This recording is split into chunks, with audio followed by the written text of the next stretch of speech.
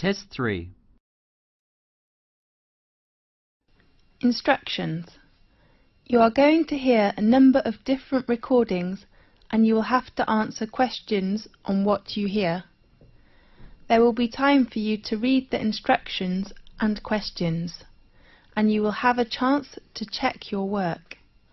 All the recordings will be played once only. The test is in 4 sections. At the end of the real test, you will be given 10 minutes to transfer your answers to the answer sheet. Now turn to section 1.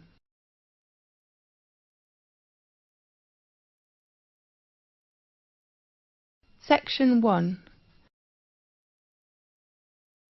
You will hear a conversation about accommodation rules. First, you have some time to look at questions 1 to 3.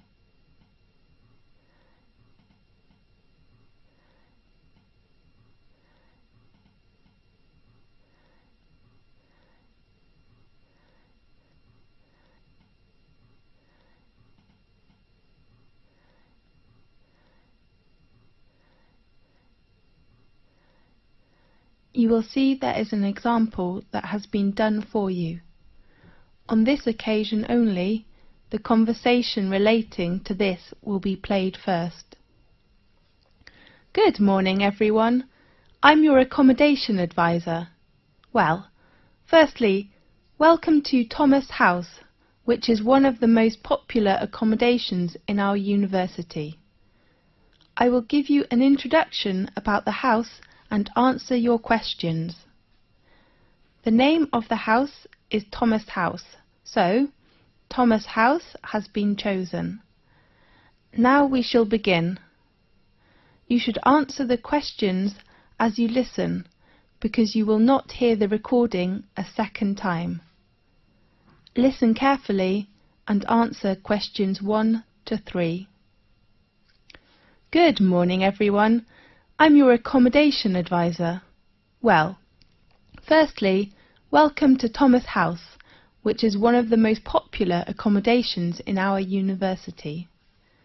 I will give you an introduction about the house and answer your questions. As you know, the building was constructed in the middle of the 18th century and was used by the family of Thomas. That's, of course, how the house and university got its name. We repaired it and added some new and modern facilities last year. Excuse me, advisor? Yes? What kind of facilities are there in Thomas House? There are 3 floors. A front hall and a dining room are on the ground floor. Does the house have a garden? Of course. And a garage? No, we don't provide parking lot to students. Okay. A small gym with some new equipment is on the 2nd floor. Does it have a computer room? No, I mean a leisure room on the 2nd floor, and you can find a comfortable lounge with a big balcony on the same floor. How about bedroom and bathroom? They are both on the top. How many students are there in one flat? 4 to 6. I wonder if I have to share a bathroom with others. No, we provide every student a bedroom and a bathroom. Great.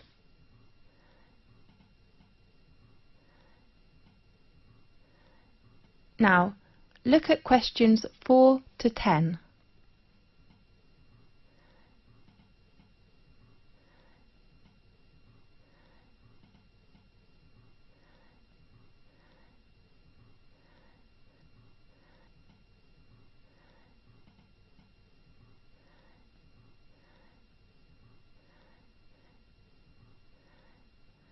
Now listen carefully and answer questions 4 to 10.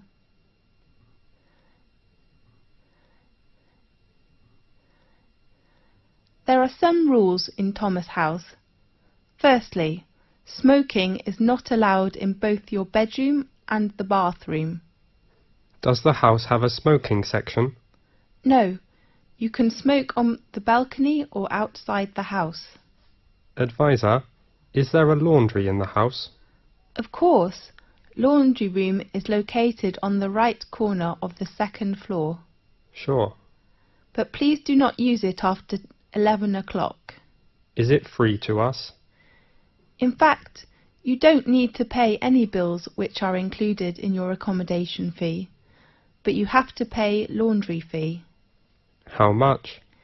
We offer 2 coin-operated washing machines. The large one is £2.50 and the small one is £1.60. If the lounge has a time restriction? Definitely. We ask all students to keep quiet and do not make noise after 11 o'clock. We know there is a backyard in the house. Yes. If we can park our car there? No, we do not allow parking in our yard. OK. Could we invite some friends to hold a party in the garden or lounge? We only allow party on weekends. Fine.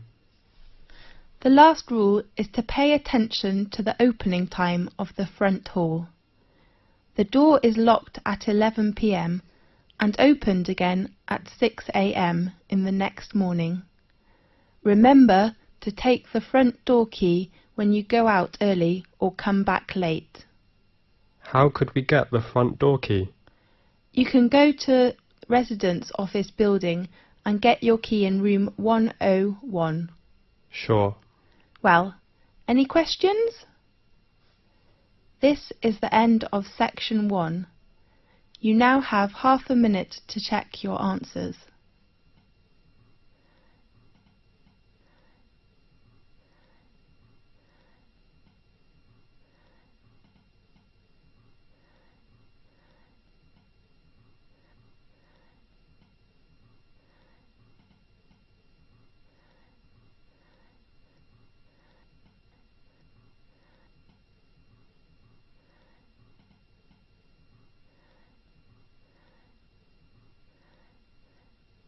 Now turn to section 2.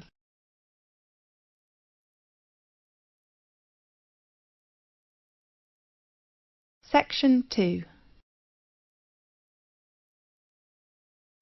You will hear an introduction about sports matches. First, you have some time to look at questions 11 to 17.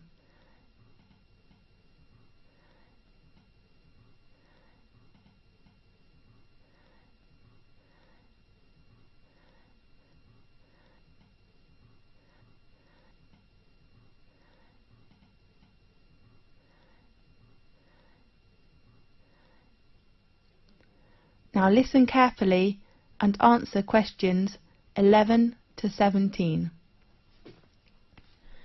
Good morning, everyone. I'm Mary White, the Secretary of the Exciting Sports Club. Welcome to attend Matches arrangement meeting. I know you are looking forward to a great season. Now, I'd like to give you a short introduction to our arrangement in this season. This season, we still have 2 competitions. One is tennis and the other is soccer. Let's start with tennis. There will be 6 teams competition. We hope the players' ages are between 16 and 22 years old. While the number of soccer teams is only 4 in this season, because we hope all players' ages are no more than 20 years old. Now, in this new season there are some changes. The first one is the venue.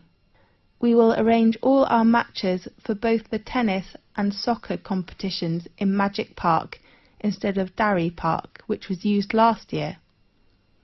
Tennis matches will be arranged on Court 2 and Court 4 will hold soccer matches. Our match schedule: all tennis matches will be played on Sunday afternoons. All matches will begin at 2 o'clock. Soccer matches in this season will be played at 7 o'clock on Saturday evenings. The joining fee is still £30, including a new sport gear. We still offer a week of training session before formal match for our new players. There are 2 training sessions at 3 p.m. to 5 p.m. on next Friday and Saturday afternoon. The fee is only £12. Now, I'd like to introduce the coach of each training session, George Hanson, who has been supervised the tennis teams for over 4 years, will still be coach this season. While we will invite a good soccer coach who has enough patience and professional skills to work as this season's soccer coach. His name is Paul Batt.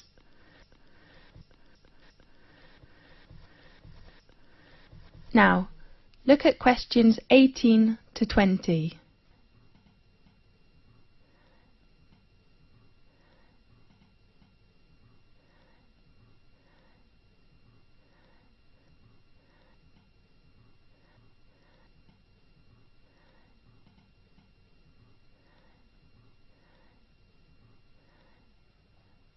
Now, listen carefully and answer questions 18 to 20. In addition, we offer some activities to thank all players. Please look at your brochure. There are some activities and their time arrangements. At the beginning, we hope to start the season with a barbecue dinner on next Saturday in Magic Park. I do really hope all players will go there to enjoy the dinner, and you may invite your relatives and friends. Of course they have to pay a little fee, with just £5. And then, after the final match in the season, we will vote this season's MVP, the most valuable player. The 2 players from tennis team and soccer team will gain an honour and a prize from our sports centre. This season we hope all players can send a confirm letter to us to ensure our match arrangement. So please write to us before the deadline. It is on Thursday, 18th of April. Our secretary, David Black, is in charge of collecting fees and your letters in this season. His room number is 214 and his phone is 332567. This is the end of section 2. You now have half a minute to check your answers.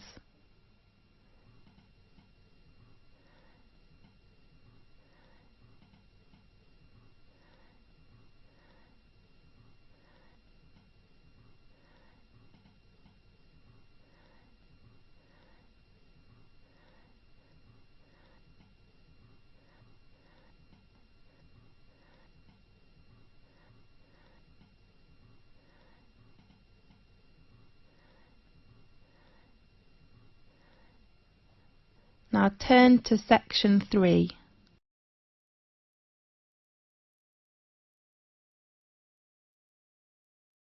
Section 3.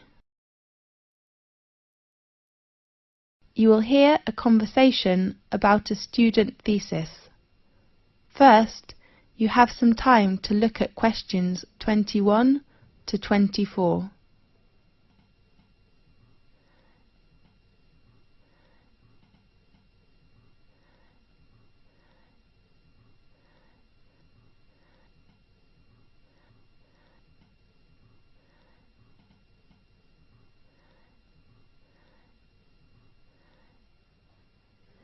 Now listen carefully and answer questions 21 to 24. Come in, please. Good afternoon. Oh, I am sorry. Is it Professor Lee's office room? No, it is room 640. His new room number is 614 on the right of this corridor. Thanks a lot. You're welcome. Come in, please. Good afternoon, Professor Lee. Good afternoon. Come in, please. I remember our tutorial time is at 2 o'clock, right? Really? Oh, I am so sorry. I remember it is at 1:30. So I go to common room to wait for 30 minutes, okay? No, I'm free now. Let's begin. I am so sorry. That doesn't matter. So, how about your work? In fact, Professor Lee, can I get an extension of time to hand in my work? I mean, I hope to extend my thesis deadline. James, you know extension is usually given only for medical or accident reasons. So what's your problem? You have a good beginning with your draft, isn't it right? Yes, well, I'm having too many reading materials to read. Too many? How many? Besides academic journals, I have about 15 books to read next month. I don't think I can finish them. Oh, darling, you do not need to read them all. What do you mean? I mean, you can choose some parts of these books which can help your work. Really? Could you give me some suggestions? Sure.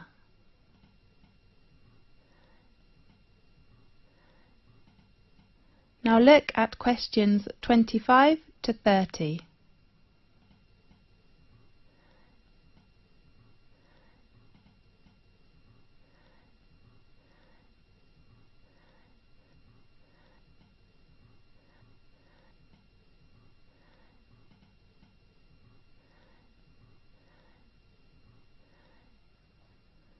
Now listen carefully and answer questions 25 to 30.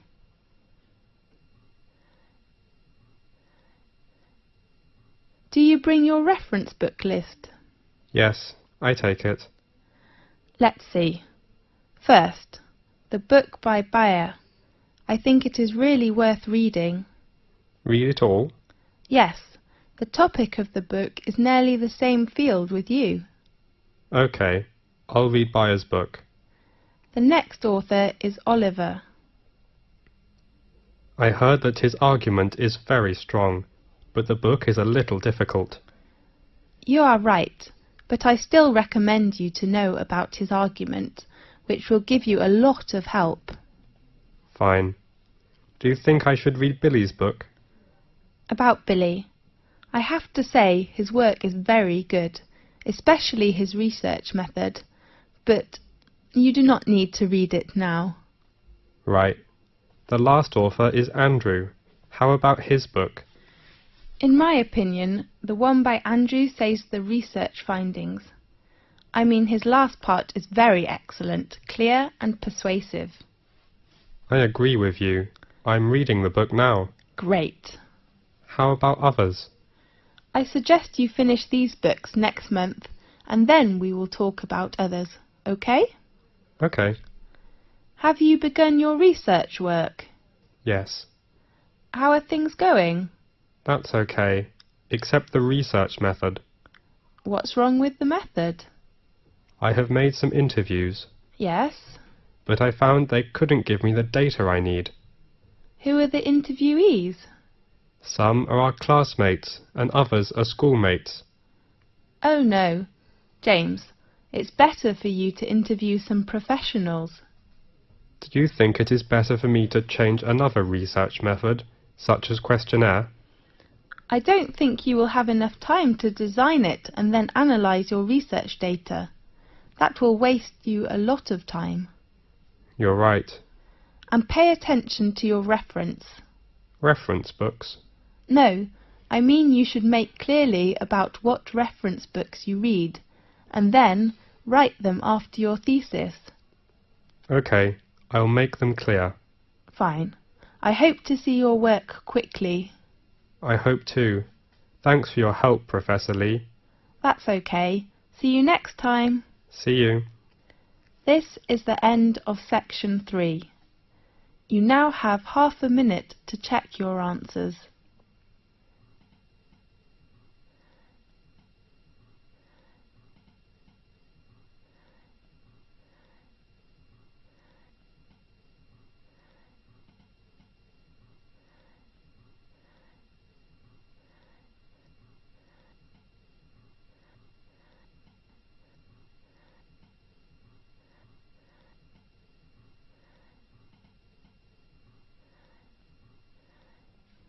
Now turn to section 4.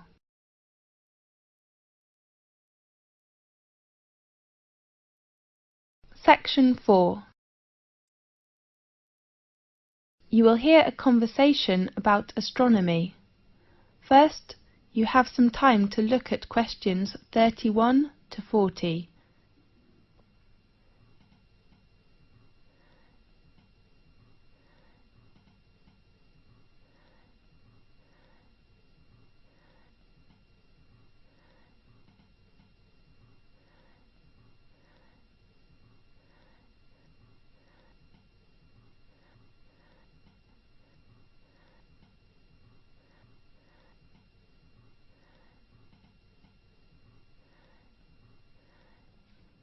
Now listen carefully and answer questions 31 to 40.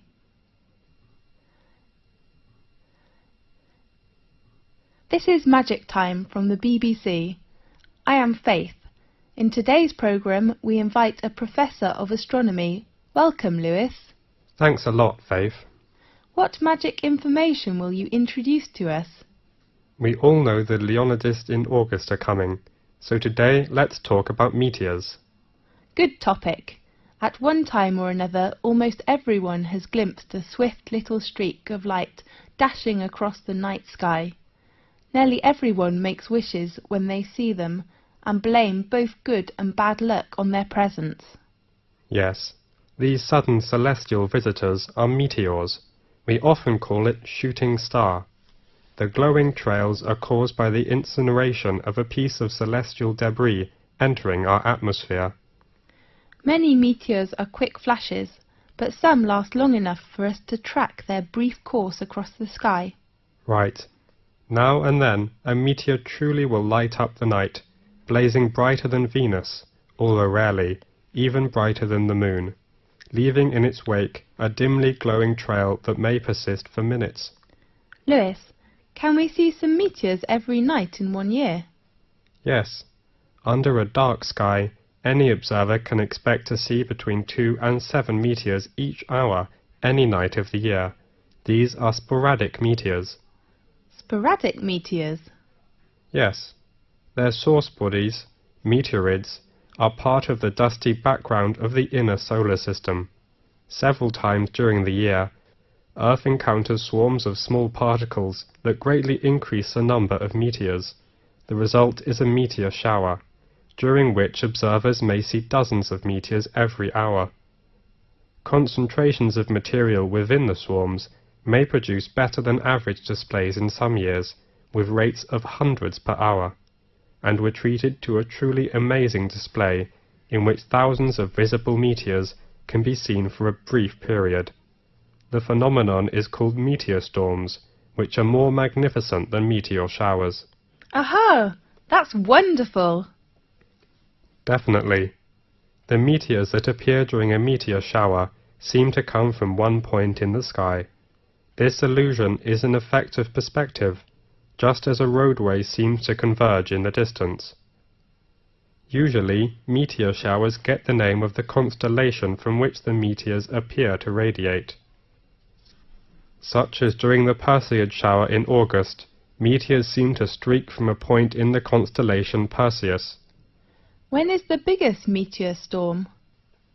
According to records, in 1833, a storm of 60,000 meteors an hour shocked the world. 60,000? That's unbelievable! By the 1860s, scientists had known that many meteor showers were annual, including the normally placid Leonids, which produced the big storm, and that they were somehow related to comets. Really? Yes, but most of the meteors people have seen during one of the annual showers arise from fluffy particles not much larger than sand grains. As a particle enters Earth's atmosphere, it collides with gas atoms and molecules. The particle becomes wrapped in a glowing sheath of heated air and vaporized material boiled off its own surface.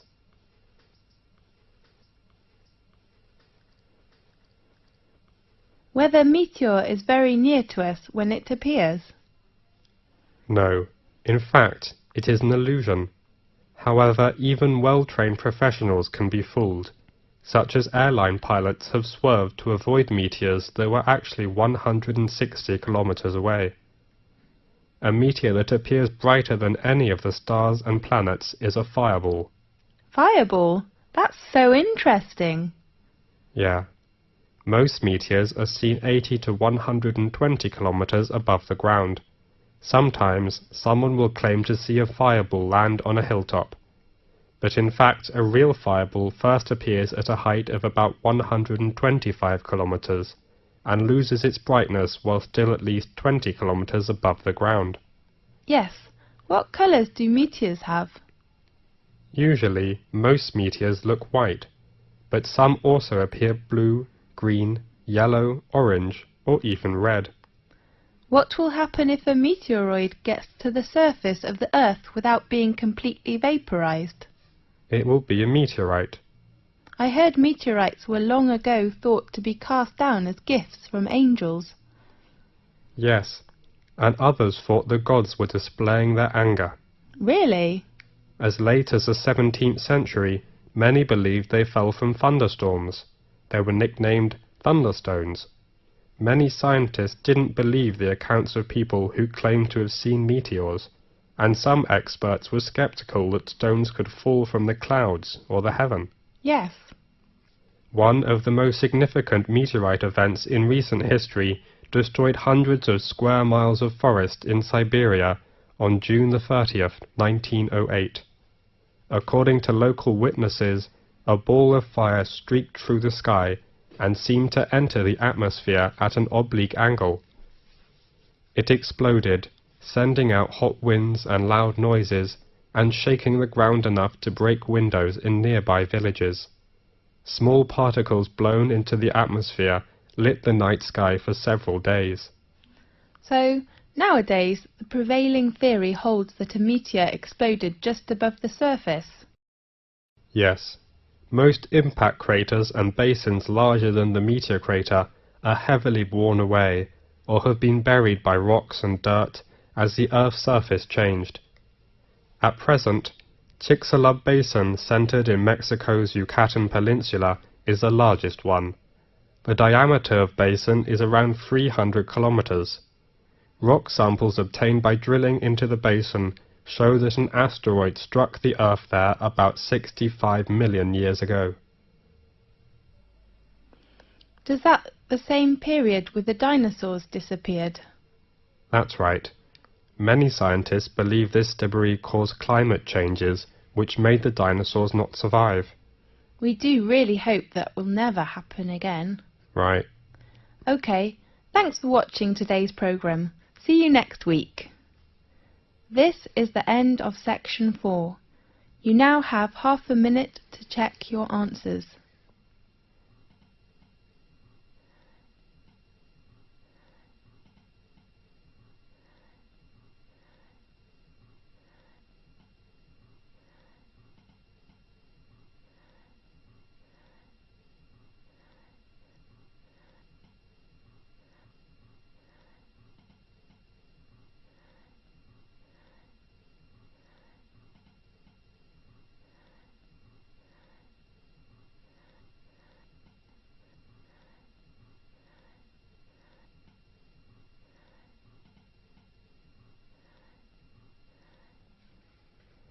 This is the end of the listening test. You now have 10 minutes to transfer your answers to the listening answer sheet.